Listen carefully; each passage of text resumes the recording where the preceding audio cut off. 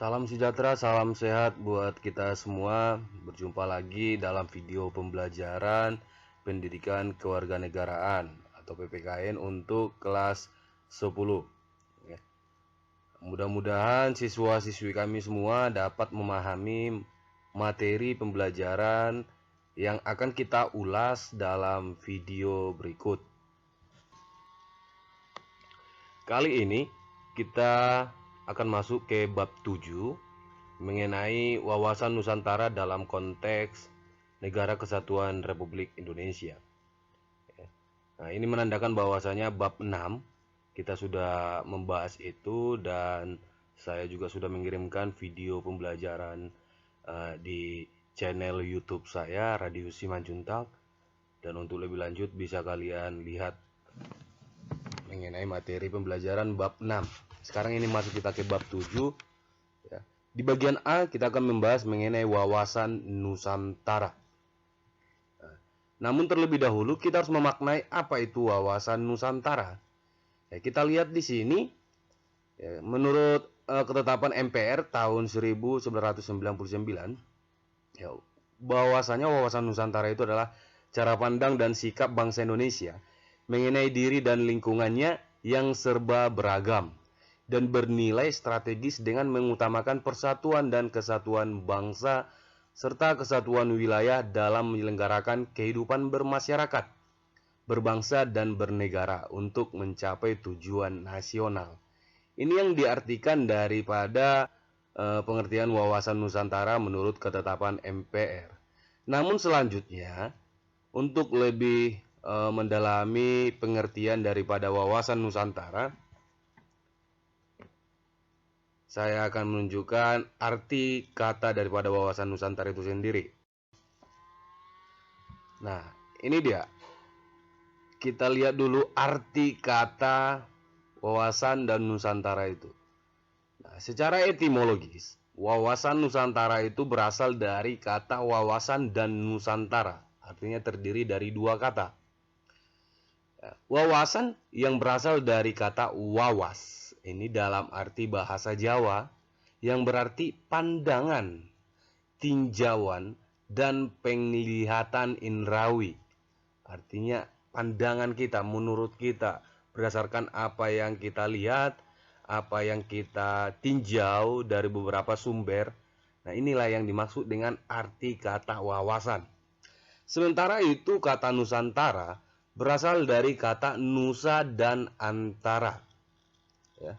Nah, wawasan yang diartikan di sini adalah pandangan, tinjauan, penglihatan, tanggap indrawi. Wawasan berarti pula cara pandang dan cara melihat. Ya. Berbeda orang, berbeda juga wawasannya. Ya. Berbeda juga tanggapannya. Berbeda juga penglihatannya. Ya. Bisa saja satu orang ada yang bisa melihat dan ada yang tidak bisa melihat. Ini tergantung daripada wawasan seseorang itu. Nah, kata nusa yang artinya pulau atau kesatuan kepulauan. Ya. Dan terus selanjutnya antara yang artinya menunjukkan letak antara dua unsur. Ya. Nah, perlu kamu ketahui kembali bahwasanya negara kita disebut kemarin itu adalah negara archipelago atau negara kepulauan, negara maritim, yang dimana Indonesia itu terdiri dari ribuan pulau yang ada di negara Indonesia. Ya. Ya, jadi bisa kita ambil pengertian atau definisi bahwasanya wawasan Nusantara adalah pengetahuan kita, pandangan kita terhadap sebuah negara. Yang dimaksud di sini adalah sebuah negara Indonesia. Apa yang bisa kita pahami mengenai Indonesia ini? Ya, dari Sabang sampai Merauke. Terus Indonesia terdiri dari beberapa pulau. Indonesia terdiri dari 30-an lebih provinsi. Ya. Terus Indonesia terdiri dari ribuan kabupaten, kota, ya kan? Nah, ini artinya inilah yang dimaksud dengan wawasan itu. Inilah yang dimaksud dengan pandangan itu. Pandangan kita, wawasan kita terhadap negara kita ini. Ya. Nah, Makanya untuk sejauh ini, ya, saya ingatkan kembali kepada siswa-siswi kami keseluruhan. Jangan lagi ada yang tidak mengetahui mengenai asal-usul atau bagaimana bentuk daripada negara Indonesia. Karena ini harus yang mendasar kita ketahui. Ya. Masa kamu lahir di Indonesia, tetapi untuk mengenai negara Indonesia saja pun kamu tidak mengetahui. Sama halnya dengan kamu dilahirkan oleh ibumu, tapi untuk mengenai asal-usul ibumu pun kamu tidak ketahui. Nah, anak yang bagaimana kamu ini? Nah, kalau kamu lahir di Indonesia, kamu tidak tahu Indonesia, warga negara apa? Mungkin kamu adalah warga negara yang buruk sama sekali. Nah, di sini juga bisa kamu melihat ya, arti daripada wawasan Nusantara secara terminologis yang dikemukakan oleh beberapa ahli, yaitu Profesor Rowan Usman dan menurut GBHN tahun 1998.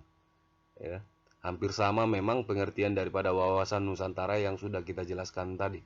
Namun di sini lebih mendalam ya makna daripada wawasan Nusantara itu. Selanjutnya yang kedua, hakikat daripada wawasan Nusantara. Ya, hakikat wawasan Nusantara adalah keutuhan Nusantara dalam pengertian cara pandang yang selalu utuh, menyeluruh dalam lingkup Nusantara demi kepentingan nasional. Jadi hakikat daripada wawasan Nusantara itu menyeluruh, ya, meliputi dari Sabang sampai Merauke, ya. Dan segala sesuatunya itu juga termasuklah itu mengenai kesatuan politik, ekonomi, sosial, dan budaya seperti yang dikemukakan dalam GBHN yang dimana disebutkan di situ bahwa hakikat wawasan Nusantara diwujudkan dengan menyatakan kepulauan Nusantara sebagai satu kesatuan politik, satu kesatuan ekonomi, sosial budaya, dan pertahanan keamanan. Tidak ada yang bersifat individual di sini. Semua bersifat satu kesatuan. Nah, itu dia yang menjadi hakikat daripada wawasan Nusantara. Asas wawasan Nusantara itu memiliki beberapa asas. Yang pertama, kepentingan yang sama. Terus yang kedua, keadilan. Yang ketiga, kejujuran. Yang keempat, solidaritas. Yang kelima, kerjasama. Yang keenam, kesetiaan terhadap kesepakatan bersama untuk menjadi bangsa dan mendirikan negara Indonesia yang dimulai, dicetuskan, dan dirintis oleh Budi Utomo tahun 1908 melalui Sumpah Pemuda pada tahun 1928 dan melalui Proklamasi Kemerdekaan 17 Agustus 1945. Ya. Inilah asas daripada wawasan Nusantara itu.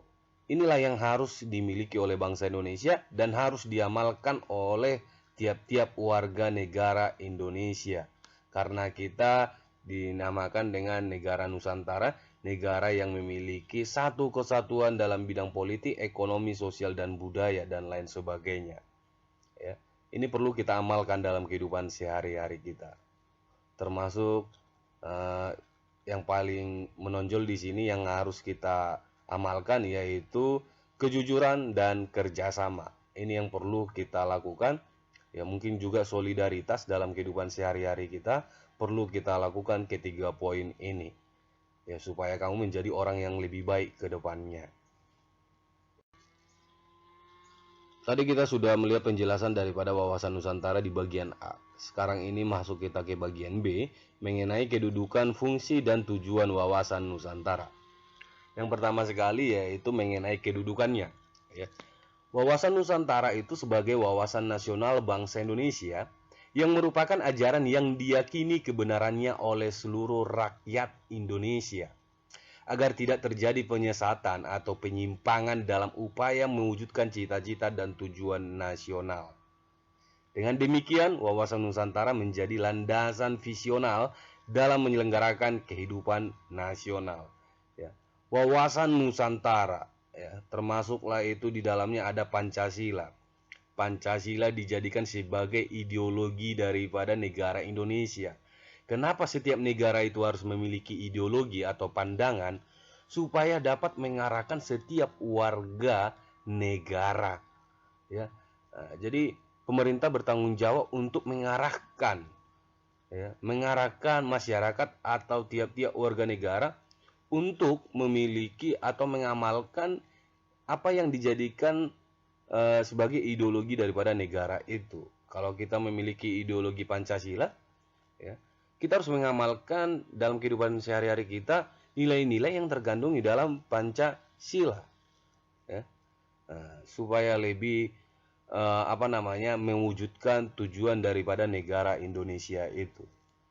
Itu dalam arti kedudukan wawasan Nusantara. Terus selanjutnya kita lihat fungsi daripada wawasan Nusantara, ya, yaitu yang berfungsi sebagai pedoman, motivasi, dorongan, serta rambu-rambu dalam menentukan segala kebijaksanaan, keputusan, tindakan, dan perbuatan bagi penyelenggaraan negara di tingkat pusat dan daerah, maupun bagi seluruh rakyat Indonesia dalam kehidupan bermasyarakat, berbangsa, dan bernegara. Ya, jadi wawasan Nusantara ini memiliki tujuan sebagai pedoman bagi masyarakat Indonesia, juga motivasi atau dorongan, serta rambu-rambu dalam menentukan segala kebijaksanaan, supaya pemerintahan itu tidak bersifat otoriter, karena juga negara kita menganut sistem demokrasi, ya, dari rakyat, oleh rakyat, dan untuk rakyat. Dan segala keputusan yang berasal dari pemerintah itu sudah di atas persetujuan daripada rakyat melalui anggota DPR yang disebut sebagai wakil rakyat. Itu dia fungsi wawasan Nusantara. Terus yang ketiga, tujuan daripada wawasan Nusantara yaitu memiliki tujuan mewujudkan nasionalisme yang tinggi di segala aspek kehidupan rakyat Indonesia, yang lebih mengutamakan kepentingan nasional daripada kepentingan individu, kelompok, golongan, suku bangsa, atau daerah. Inilah yang menjadi tujuan daripada wawasan Nusantara. Makanya kita harus memahami apa yang ada di negara kita. Bagaimana wawasan terhadap negara Indonesia. Ini perlu kita ketahui. Selain daripada menambah pengetahuan, juga lebih mengetahui bagaimana kondisi daripada negara Indonesia. Dan nantinya akan mewujudkan atau tercapainya sebuah nilai yang ada di dalam diri kita, yaitu nasionalisme, ya. Artinya kita akan berjiwa nasionalisme kalau kita sudah memiliki wawasan Nusantara yang lebih luas, ya. Kalau kamu hanya berada di tempat tinggalmu dan mengetahui hanya daerahmu saja, pengetahuanmu tidak akan luas. Tentunya pemikiranmu pun akan bisa dikatakan begitu saja. Ya, bahkan mungkin pemikiranmu akan lebih primitif atau kolot, ya, karena kamu tidak mengetahui hal di luar daripada tempat tinggalmu, di luar daripada sukumu, di luar daripada agamamu, di luar daripada kebudayaan dan daerahmu. Tetapi kalau kamu memiliki wawasan Nusantara, tentunya kamu akan berjiwa nasionalisme. Dan kamu akan mengagumi, oh seperti ini ternyata negara Indonesia. Oh seperti ini ternyata suku ini. Ternyata seperti ini agama ini di luar daripada agama saya. Pastinya kamu akan berpikir yang seperti itu.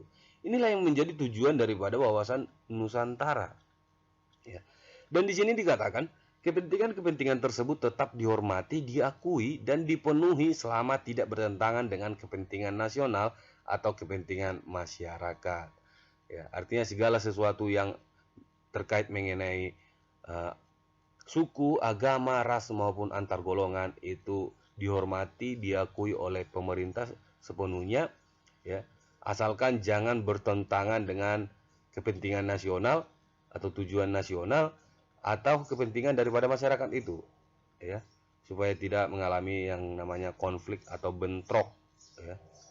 Atau di lain daripada ajaran yang telah ada selama ini. Nah, itu dia materi pembelajaran kita pada bab 7 bagian A mengenai wawasan Nusantara. dan bagian B tadi mengenai kedudukan, fungsi, tujuan daripada wawasan Nusantara. Mudah-mudahan siswa-siswi kami semua dapat memahami materi di dalam video pembelajaran yang Bapak bagikan ini. Selanjutnya di sini Bapak akan memberikan tugas kepada kalian. Yang pertama, apa yang kamu ketahui mengenai wawasan Nusantara? Ya, supaya lebih mengetahui apa saja yang kamu ketahui sejauh ini mengenai wawasan Nusantara itu. Yang kedua, coba kamu ceritakan tentang apa yang kamu ketahui tentang negara Indonesia.